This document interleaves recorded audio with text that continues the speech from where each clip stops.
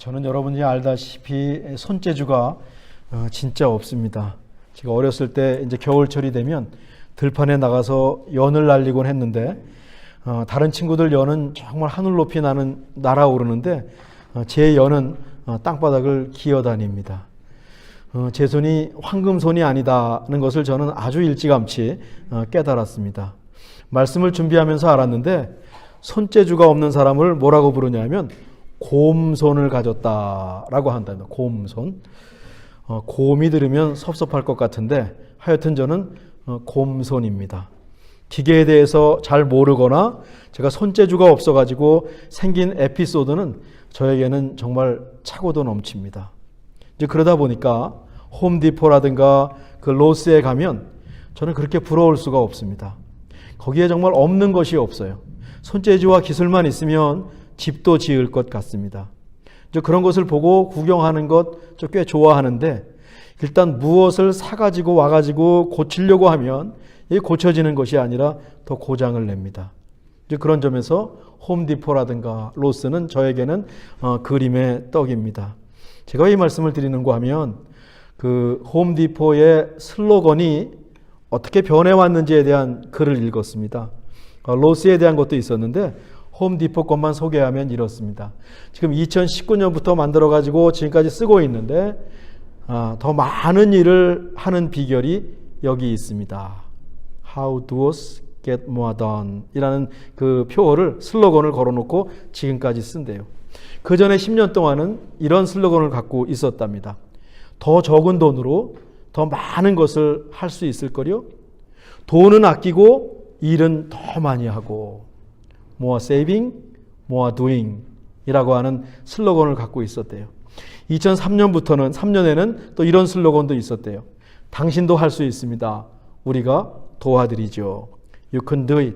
We can help 라는 것이래요. 저는 이 세 가지 중에서 2003년도께 제일 마음에 들긴 했습니다. 정말 힘과 용기를 주는 것 같아요. 당신도 할 수 있습니다. 한번 해보십시오. 슬로건이라고 하는 것은요, 저 같은 사람에게도 힘과 용기를 주고 우리 모두에게 으쌰 한번 해보자 라고 하는 그런 것이 슬로건입니다. 저는 우리가 오늘 읽은 빌립보서 4장 4절부터 7절에서 그 사도 바울이 그리스도인들에게 알려주는 그리스도인의 슬로건 네 가지를 한번 동사를 중심으로 요약해 봤습니다. 항상 기뻐하십시오. Rejoice always. 모든 사람에 대해서 참으십시오. Be patient to everyone. 아무것도 염려하지 마십시오. Don't worry about anything. 모든 일을 하나님께 기도하십시오. Pray to God for all things. 이 네 가지만 따라 살아도 우리의 신앙과 삶이 아주 풍성할 것 같습니다. 홈디포 그 슬로건에 견질 수 없을 정도로 멋진 슬로건 아닙니까? 힘을 주는 말씀입니다. 돌보시는 하나님이라는 주제를 갖고 지금 계속 이제 말씀을 전하고 있습니다. 저는 우리가 지난주에는 몸과 건강을 돌보시는 하나님에 대해서 살펴봤죠. 저는 지난주 한 주 동안에 시편 103편 3절을 갖고 살았습니다. 이 말씀을 제 슬로건으로 삼고 한 주간을 살았습니다.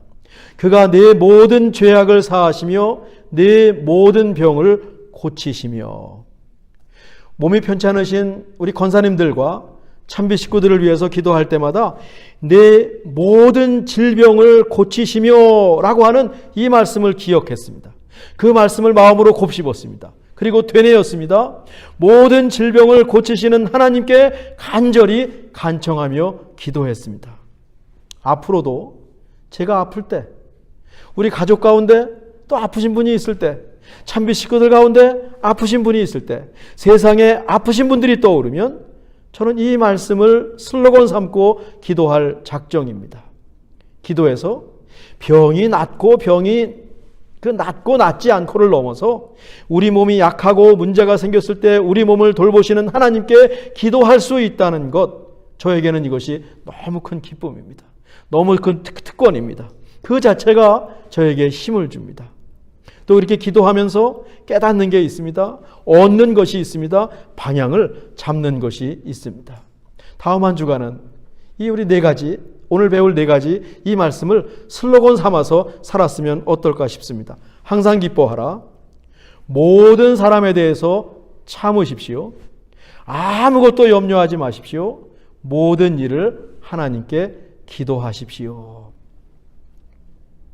한번 이렇게 살아보십시다. 제가 카톡방에 올려드리겠습니다. 오늘 주제는 마음과 생각을 돌보시는 하나님이십니다. 4절부터 차근차근 살펴보죠. 4절 우리 함께 읽으실까요? 주 안에서 항상 기뻐하라. 내가 다시 말하노니 기뻐하라. 빌립보서는 이 바울이 옥중 감옥에 갇혀서 쓴 편지입니다. 프리즌 에피슬이에요. 이번에 바울이 갇혀 있었다라고 하는 로마의 감옥을 방문할 수 있었습니다. 바울은 이 로마 감옥에 갇혀 있다가 그곳에서 목이 잘리는 참수형, 비헤딩으로 순교했다고 알려집니다. 바울이 갇혔던 감옥과 교수형을 당했던 장소입니다. 저 왼쪽에 있는 것이 바울이 갇혔던 감옥이고 요 옆에 있는 것이 바울을 지키고 있던 간수의 방이라고 알려주었습니다. 아주 작은 공간입니다. 바울뿐만 아니라 로마 시대의 감옥이 저렇게 생겼고 지금은 그곳에 기념교회가 세워져 있었습니다. 거기서 한 200여 미터, 한 600피트 정도 떨어진 곳에 가니까 바울의 참수교회가 있었습니다. 당시에 참수를 행하던 대리석으로 된 틀도 있었습니다. 도끼 같은 것으로 다음 화면인데 목을 치는 장면도 있었습니다. 여기 있는 그 벽화는 지금 목을 치는 장면이고 옆에 있는 돌기둥은 저기다가 목을 대어 놓으면 그 위에서 목을 딱 치는 그런 장면이었습니다. 바울은 감옥에 있습니다. 여기서 편지를 쓰고 있습니다. 죽음의 그림자가 어른거립니다. 기뻐할 이유가 없지요. 바울만 그런 것이 아닙니다. 바울이 편지를 보내는 빌립보 교회도 예수님을 믿는 것이 결코 쉽지 않았습니다. 외적으로 박해가 있었고 교회 안에서는 나쁜 사람들이 교회에 들어와서 이상한 교리를 갖고 교회를 분열시키고 흔들고 있었습니다. 처럼 초대교회 예수님을 믿는다는 것은 쉽지 않았습니다. 그런데 바울은 빌립보 교인들에게 편지를 보내면서 주 안에서 항상 기뻐하라. 또 다시 거듭 말하노니 기뻐하라고 부탁을 합니다. 그러고 보니까 이 바울이 말하고 하는 기쁨은 우리가 통상 말하는 기쁨은 아닌 것 같습니다. 바울의 상황을 놓고 보면 기뻐할 것이 아닙니다. 탄식하고 슬퍼해야 맞거든요. 빌립보 교인들도 기뻐할 상황은 아닙니다. 근데 바울이 거기다 항상 기뻐하십시오. 다시 말하노니 기뻐하십시오. 라고 말을 한단 말입니다. 항상 기뻐하라. 명령하거든요. 여기에 쓰인 헬라어가 있습니다. 항상엔 늘이라는 뜻이 있습니다. 지금은 어려우니까 옛날 기뻤을 때를 생각하고 항상 기뻐하라고 하는 건가 보다. 아니 지금은 어려우니까 앞으로 기뻐해질 테니 좋은 일이 생길 테니 기뻐하라고 말씀을 하는 건가 보다. 그렇지 않고요. 이 항상은 현재형입니다. 지금 이 상황에서 기뻐하십시오 라고 하는 말입니다. 기쁨이 그리스도인의 삶의 양식, 라이프 스타일이 되어야 한다는 거죠. 그러고 보니까 성경의 교훈은 꽤 긍정적입니다. 아주 밝은 말씀입니다. 어떻게 이게 가능할까? 어떻게 이게 가능할까요? 그 비결은 맨 앞에 있는 주 안에서 in the Lord라고 하는 이 말씀 속에 찾을 수 있습니다. 항상 기뻐할 수 있는 근거가 주 안에서라고 하는 말입니다. 주 안에서는 예수님을 믿는 믿음 안에서, 예수님을 의지하면서, 예수님과의 깊고 친밀한 관계, 교제, 릴레이션십, 펠로우십을 통해서라고 하는 말이 주 안에서라고 하는 말입니다. 그러면 세상의 삶이 어떠하든지 예수님이 함께 하시니 기뻐하십시오. 이 뜻이 됩니다. 예수님을 의지하고 기뻐하십시오. 예수님이 당신을 사랑하고 돌보시니 기뻐하십시오. 어떤 일이나 사건으로 기뻐하는 것이 아니라 예수님이 우리 마음에 계시고 우리가 예수님 안에 있다는 그 관계로 인해서 기뻐하십시오 라고 하는 뜻이겠죠. 기쁨의 근거가 관계에 있습니다. 어려움을 함께할 가족이 있습니다. 동지가 있습니다. 혼자가 아닙니다. 소통하고 마음을 나눌 수 있는 누군가가 있습니다. 그러면 그 어려움이 반값이 됩니다. 어려움을 이길 힘이 생깁니다. 함께 해주는 사람이 있다는 것 자체가 감사하고 기쁜 겁니다. 그러면 기뻐할 수 있죠. 마찬가지입니다. 예수님께서 우리와 함께 하십니다. 그것으로 기뻐하라 라고 하는 뜻이겠죠. 예수님을 믿는 공동체 지체들이 있습니다. 신앙의 동지들이 있습니다. 그것으로 기뻐하십시오 라고 하는 뜻이 있겠죠. 감옥에서 자나깨나 기도해주는 사도 바울이 있습니다. 그것으로 기뻐할 수 있습니다. 관계에서 오는 기쁨이다 라고 하는 거죠. 결코 기뻐할 수 없는 상황이지만 하나님이 함께 하심을 두고 기뻐할 수 있는 것이 기독교인의 특권임을 바울이 깨우치고 있습니다. 주 안에서 라고 하는 말씀이 이처럼 중요합니다. 5절입니다. 또 한번 읽으실까요? 너희 관용을 모든 사람에게 알게 하라. 주께서 가까우시니라. 여기 관용이라고 하는 것은 gentleness, 온순함, 어떤 성품에 관한 것이 들어있습니다. 근데 조금 더 적극적으로 나갈 수 있는 이 뉘앙스가 이 관용이라는 헬라어 의미에 들어있는데, 관용, 참으십시오, tolerance라고 하는 뜻이 있습니다. 그래서 저는 오래 참으십시오, be patient to everyone, 모든 사람에 대해서 오래 참으십시오 라고 했습니다. 그냥 성품이 온전한 것이 아니라 우리의 행함, 우리가 하는 행동, 우리의 삶으로까지 발전시키는 것이 관용이라는 말이죠. 내가 어떤 일을 할 수 있습니다. 제가 어떤 일을 할 수 있습니다. 형제를 윽박지를 수도 있습니다. 제 아내를 윽박지를 수도 있습니다. 형제를 압제할 수 있고 이용할 수도 있습니다. 저에게는 그 정도의 힘이 있습니다. 그 정도의 권리도 갖고 있습니다. 그러면 사람들은 그 힘과 권리를 행사해서 자기가 강하다라는 것을 보여줍니다. 그리스도인은 그렇게 하지 마십시오 라고 하는 게 관용을 모든 사람에게 알게 하라 라고 하는 뜻입니다. 갖고 있는 힘과 권력을 내려놓고 특히 약한 자들을 품어주고 받아주십시오. 그들을 섬기십시오 라는 게 관용입니다. 갖고 있는 힘을 선한 일을 위해서 사용하십시오 라고 하는 뜻입니다. 이것이 관용입니다. 왜? 주께서 가까우십니다.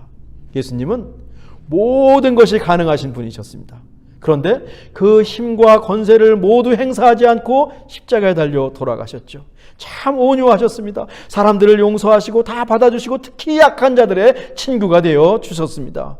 그 예수님이 다시 오셨을 때 우리에게 예수님을 닮은 부분이 있어야 예수님께서 야 정말 나를 닮았구나, 속된 말로 하면 정말 내 새끼구나 라고 말씀하실 텐데, 근데 우리 안에 닮은 부분이 없으면 이 어색하지 않겠습니까? 우리도 예수님처럼 오래 참고 너그러워야 합니다. 관용을 베풀어야 합니다. 그랬을 때 예수님 오셨을 때 예수님과 함께 기쁨의 댄싱을 할 수 있습니다. 주께서 가까우시니라 라고 하는 뜻입니다. 쉽지 않습니다. 요즘은 조금만 힘과 권력만 갖고 있으면 갑질을 합니다. 완장을 채워주면 얼마나 의시되는지 모릅니다. 힘을 과시합니다. 자랑하지요. 약한 사람을 그냥 무시합니다. 그러니 모두 강해지려고 애를 쓰죠. 왜? 강하면 좋거든요. 다 자기 앞에 엎드리거든요. 막 힘을 행사하고 한마디 하면 쫙 모든 일이 일사불란하게 이루어지거든요. 빌립보서가 쓰여질 당시도 그랬습니다. 로마 제국에서 살아남기 위해서 경쟁 우위를 유지해야 했습니다. 대낮에 코를 베어가는 시대였습니다. 지금과 다를 바 없습니다. 로마에 가보니까 로마가 얼마나 발전을 했는지, 2000년 전에 이것을 어떻게 지었단 말인가, 이 도로를 어떻게 만들었단 말인가, 그 2000년에 살던 사람들을 절대로 무시할 수가 없었습니다. 그런데 바울은 너희 관용을 모든 사람에게 알게 하라, 모든 사람에게 부탁합니다. 예수 믿는 사람답게 살라라는 것이죠. 그래야 예수님께서 오셨을 때 부끄럽지 않다라는 것입니다. 글쎄 말입니다. 저는 목회를 하고 이미 나이도 60이 넘었으니까 이 말씀이 확 다가옵니다. 그래야지. 남은 인생 이렇게 살아야지. 참빛교회 목사로서, 또 30여 년을 더불어 산 남편으로서, 또 두 아이의 부모로서, 또 요즘은 할아버지로 힘을 빼고 너그러워야지. 내가 양보해야지. 오래 참아야지. 매일 다짐합니다.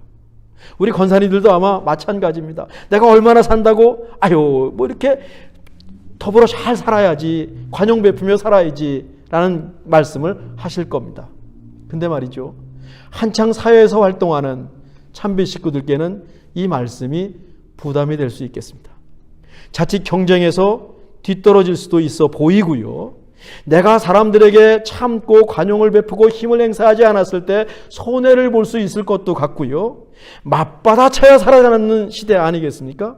누가 알아주지도 않습니다. 그렇게 산다 그래서 부딪힐 수 있습니다. 그래도 가능한 힘닿는 대로 예수님을 닮기 원합니다.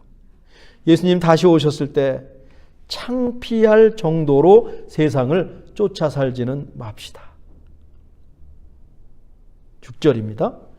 또 같이 읽으실까요? 아무것도 염려하지 말고 다만 모든 일에 기도와 간구로 너희 구할 것을 감사함으로 하나님께 아뢰라. 염려에 대해서는 다음 주에 살펴보고요.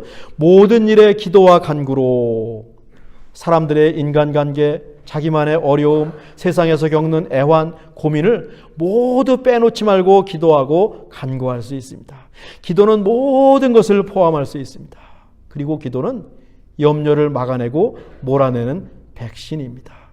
염려가 생기면 그 자리에서 무릎 꿇고 기도할 수 있습니다. 다음 주에 살펴보죠.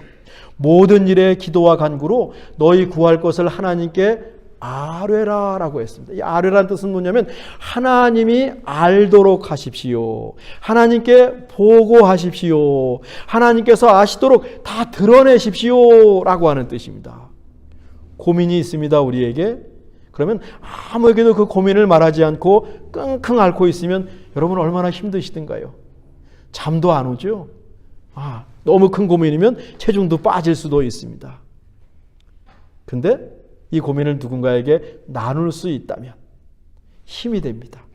그 고민을 하나님과 나누십시오 라고 하는 것이 저 말씀입니다. 하나님께서 아시도록 기도하라는 부탁이지요. 내 마음을 하나님께 드러내십시오. 우리의 마음에 5만 가지 생각이 있죠. 하나님 앞에 나와서 그냥 드러내십시오. 하나님이 알게 하십시오. 너무 힘들면 한마디, 하나님 제 마음 아시죠? 하나님 아시죠? 한마디 기도할 수 있습니다. 다른 사람들에게 너그럽게 대하다가 손해를 입었습니다. 나만 바보 같습니다.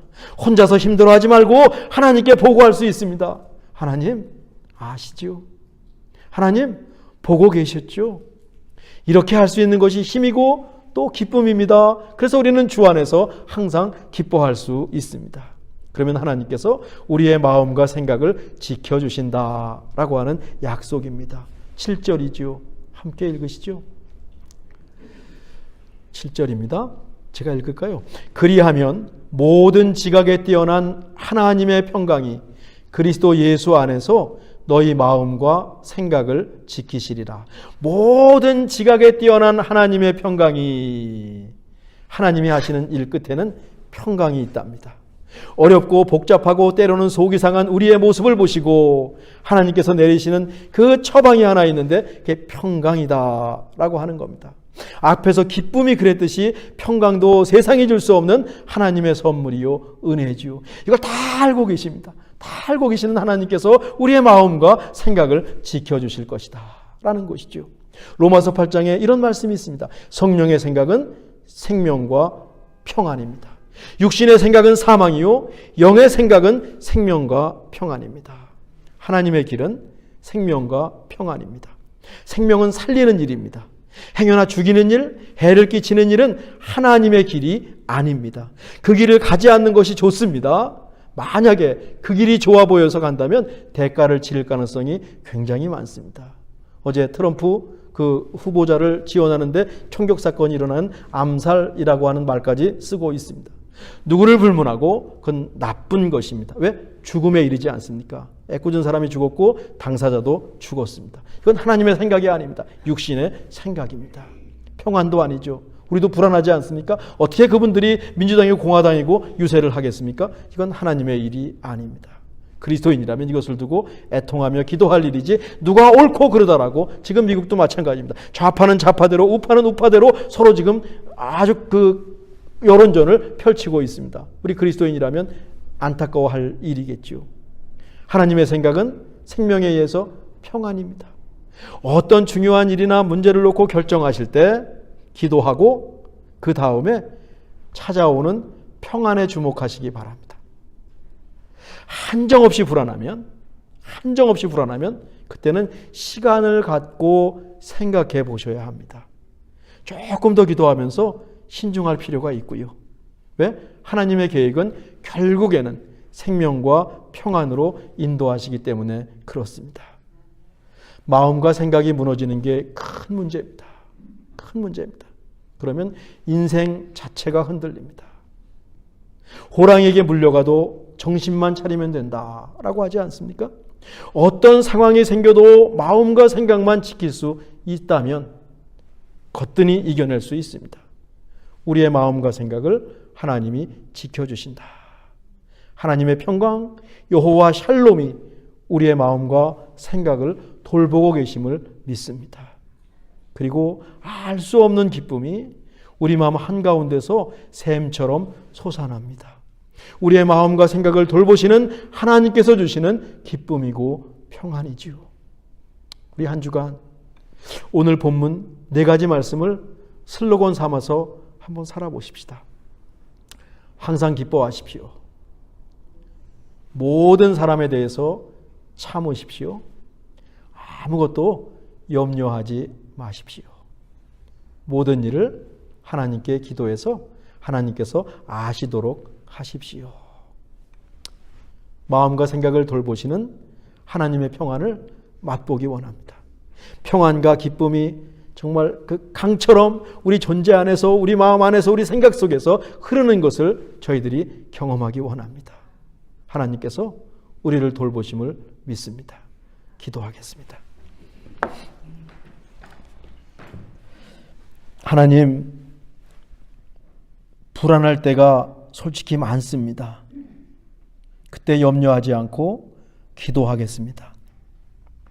하나님의 평안을 우리 마음과 생각에 더해 주옵소서. 주님 안에서 누리는 기쁨도 누리게 해 주옵소서. 또 한 주간 세상에 살면서 어떤 때는 정말 작은 바람 하나에도 내 존재가 흔들리는 것을 경험합니다.